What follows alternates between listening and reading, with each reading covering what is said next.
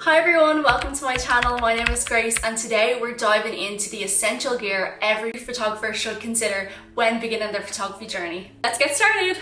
The first thing you're going to need if you're starting is obviously a camera body. So this is the example of the one that I was using up until last week. I recently just bought my dream camera and let me know if you want to know more about that. But this is the Sony a7 Mark II and it's a mirrorless camera. It was my first mirrorless camera. Now, even though this is a little bit old, it is kind of overkill if you're just beginning. If you're starting out, you don't need to break the bank on a camera body. My first camera was the Canon PowerShot, and I'll insert a few pictures of my first photography on that camera. Now, this camera was only about €150 from Marketplace, and I think that was even a little bit expensive for the time. I didn't really know what I was looking for, but I shot on completely auto mode until I figured out the settings, until I figured out the interactions between ISO, shutter speed and f-stop. But the thing about that is it got my inspiration going, it got my passion, and then I wanted to learn more. So it's really not about going to the shop and spending €2,000 on a Sony a7. It's really not about that. It's about finding your passion. More passion, more energy, more energy. I know myself, if I find a new hobby, I will dive into it full steam ahead. I'll spend all my money. I'll be so excited about it for like 2 weeks and then I will completely drop the hobby. If you are wondering if photography is really for you, you don't need to spend that much money on a camera body, on lenses and stuff to figure out if that's what you want to do. In fact, I'd actually encourage you to try shoot with your phone. Now, phones are really good for taking photos, and I know they can lack depth sometimes, but I know in my iPhone 14 has different settings that you can adjust. You can adjust your white balance. I think you can even adjust your shutter speed and stuff. And then you can use editing apps like Lightroom and stuff, make your photos more cinematic looking. So the difference between DSLR and a mirrorless camera is that a DSLR, you'll find photographers doing this and they're looking through the viewfinder. So with a DSLR, you can see on your screen what the photo is going to look like while you're shooting. You have to set your settings, you have to look through the viewfinder, make sure your composition's correct, and then once the photo is taken, it comes up on the screen. It might be completely black, it might be completely overexposed, you don't know unless you really nail your settings. But if you're a photographer and you don't want to, spend hours and hours learning about composition and ISO and f-stops and shutter speeds, a mirrorless is the kind of easy way out for that. A great website to find these camera bodies and camera equipment on is called MPB. Now, this is definitely not sponsored by MPB. I absolutely wish it was, but I've just used it for so many years and I bought almost all my camera equipment on it. It's a website where you can buy secondhand camera equipment, so like lenses and camera bodies and anything else you can think of that's camera related, and they almost refurbish them. They take exact pictures of the products and pop them online so you know exactly what you're getting, and I just never had an issue with them. I just find them so easy to use and the quality of the products is amazing. Now, next up is lenses. Now, this is a 28-70 kit lens. So what that means is it usually comes in the box when you buy your camera. It's just a standard lens that comes with most camera bodies unless you're buying it body only. But it is very versatile. So you have, first off, you have your 28mm, which is really wide. So you can capture those, landscape shots. And then your 70 would be really great for those close-up portraits. So I'll just insert a few clips to show you the difference between those focal lengths so you really understand the versatility of this lens. But the 50mm is going to be your best friend as a photographer. Now, I can show you now because this is what I'm recording on.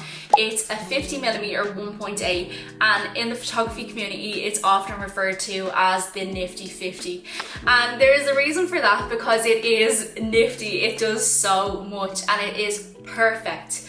You generally don't need another lens when you get started in photography other than this one and the kit lens. That should really tick all your boxes until you start getting to a more professional level or a more creative. You've found your own style and you're looking for something very specific, like a fisheye or like a wide angle or something like that. So the nifty 50 is perfect. As you can see, focal length of the 50mm, you can see a little bit of background and you can see the subjects in focus. So I would be using this on I think it's 1.8. Let me see. It's actually not 1.8. I'm usually always shooting on 1.8 because I love that blurred background effect, but I'm actually on 4.5, so there is still a little bit of detail in the background, but the 50mm is more like the human eye. So it will capture almost directly what you see with your eyes. It's the same kind of focal length as the human eye, or as close as we can possibly get to the human eye. Next up, we need to talk about SD cards. Now, I know this conversation can be a little bit boring, but it's so important that you get a good SD card. Now, I'm not an expert on SD cards, but I do know that the higher the number, the faster your pictures are gonna process. Now, I remember when I was buying the cheapest SD cards and they would become corrupted, I would lose some of my photos. I wasn't doing it correctly. I didn't know anything about SD cards. Also, when I was taking photos, I would take the photo and then on my camera it would be loading, thinking, oh my god, this camera is so bad, it's so slow. Little did I know it was because I was using a cheap SD card. Now, this isn't actually my favorite one. My favorite one would be in the camera that I'm using right now, and I'll show you an example of that. I think it's a SanDisk Gold, if I do remember correctly, and I'll just insert a picture here. Again, I don't know a lot about SD cards, but I know you need lots and lots as a photographer, and these are just the ones that have worked best for me. On the same topic as SD cards, we have SD card readers. Now, again, I don't know a lot about SD card readers and their technicalities. Just one of the items that you will need if you want to be a photographer. You're gonna probably edit your pictures. So I had to buy one of, what are these called?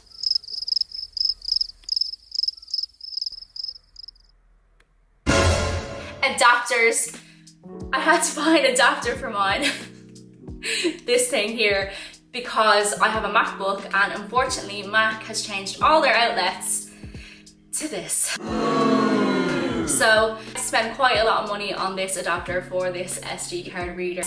Now, next is not a beginner essential, but it did help me find my style to create more creative portraits and just in general experiment with photography when I was a beginner.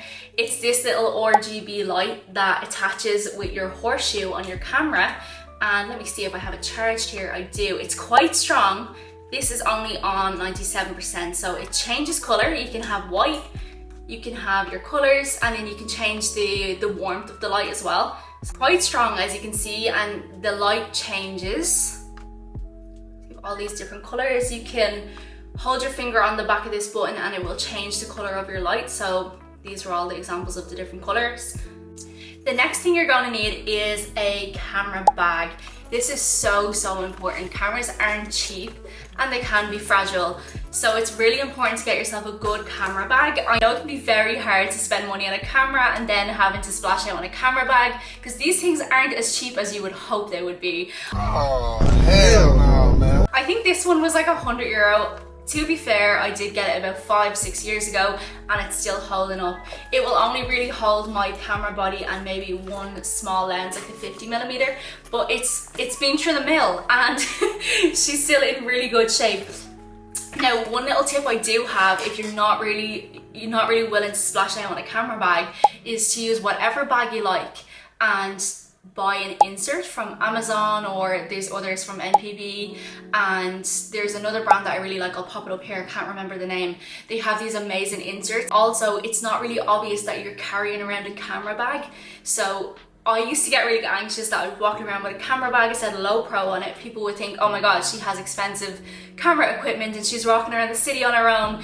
That used to freak me out. So actually, I just used my can and I put an insert inside and I put all my camera equipment in there. It's not as obvious that I'm carrying around a load of expensive equipment that could potentially be robbed. Okay, so next up we have an SSD. This is so boring and I had to force myself to buy one of these after years of being a photographer, but it's absolutely essential. Do not make the same mistake I did and just not purchase one of these. I was shooting in RAW and then uploading all my photos to my laptop and wondering why it was slow. This will store all your photos and you're able to make different folders for all your different photos, and it stores so many. This is like 2 terabytes, so this is gonna last me forever. So with this, I just plug it into my laptop and then I upload my photos directly into this. This has saved me so much time. Now last but not least, we have a camera cleaning kit. Now this is just a cheap one off Amazon because I'm not really fond of cleaning my camera myself. I'm really afraid that I'm going to damage the sensor, but I do have this just in case I arrive on set. I have a customer, I have a client, and I noticed that little speck of dust on my sensor and I'm not sure what to do. So this comes with everything you would need to clean your lens, your sensor, your screen, everything. So this is what I would use if I had any dust on my sensor. I'd simply use this. It comes with these little kind of cotton toothpicks. There's other lens cleaning wipes, so we have those. It comes with a lens cleaning solution. And then there is also a little brush and a little pen. Where can I find? Yes, I found it here. So this is the little pen that comes, it's a little brush pen. It flicks in and out, so it's really easy to transport in the case. And that's it. And last but not least is editing software. If you're taking photos, you're most likely gonna want to edit them. So I have a few recommendations based on your skill level or that you're really willing to spend on editing your photos and the detail that you really want to get into. So first off, we have Lightroom. Now Lightroom has so many features. It does have a subscription of about €14 a month, so it is a little bit on the pricier side, but I think all photographers that I know will use Lightroom. They sometimes do offer free trials, so it's worth looking into that. If I can find one, I'll link it in the description below. It is really worth it to download a software like Adobe Photoshop or Adobe Lightroom to experiment with editing, because there's so many different features that can change the entire theme or just overall look of a photo. Now this is me editing my photos that I took earlier on my laptop, and I'm using Lightroom Classic, so it is a little bit different looking than the regular Lightroom that you would get on your phone app or your tablet or whatever. So these are just me playing with a few of my presets that I've made over the years and showing you some of the features that Lightroom Classic has, like the tools and the tone curves, etc. Now secondly, we have PixArt. This is an app that I really love because you can experiment with your photos a lot. They have a lot of different filters. It's so much more user friendly than Lightroom if you're just beginning and editing seems really daunting. You can just throw on a filter, call it a day. And I don't like those photographers who tell people, especially beginners, that you can't just throw a filter on your photo. You can do whatever you want with your photos. Photography is an art. It's an art. And you can do whatever you want to do with your photos, okay? Okay? Okay, moving on. So PixArt does have a lot of other great features that aren't just filters. They have a lot of brushes. They even have a tone curve of their own, but I do think that's a premium feature. I'll just insert a few videos of PixArt so you can get a little feel for it before you download it. Now that wraps up my list of must-have gear for beginner photographers, but before I go, I just want to say one thing. I know there's probably some of you guys who are sitting there watching this video and thinking, I could never afford all of that gear. So my biggest advice to you is that if you want to do photography, is that you just use your phone, use your disposable camera, whatever you have, and just start shooting. Take inspiration from Instagram, take inspiration from Pinterest. Try and find your own style. There's no need to spend all this money on gear. This video is simply directed for people who are looking for gear. They want to be photographers. They want a mirrorless camera. They want a DSLR body, all of that jazz. But if you just want to get into photography, I really strongly advise you to just start shooting. Shoot on your phone, your disposable camera, anything. Just go out and take photos.